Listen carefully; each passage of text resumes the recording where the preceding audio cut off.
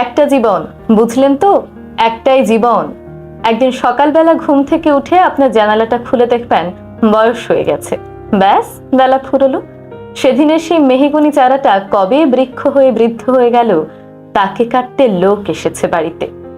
পাড়ার দিদিদের সেই দলটা কবে বিয়ে করে কোথায় কোথায় চলে গেল। সারা বেলা কাশতে থাকা সেই বৃদ্ধ ভদ্রলোককে সবাই কাঁধে করে গরুস্থানে নিয়ে গেল।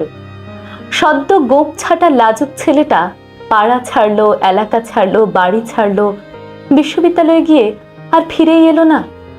একদিন বাবার হাতের দিকে তাকিয়ে চমকে উঠবেন।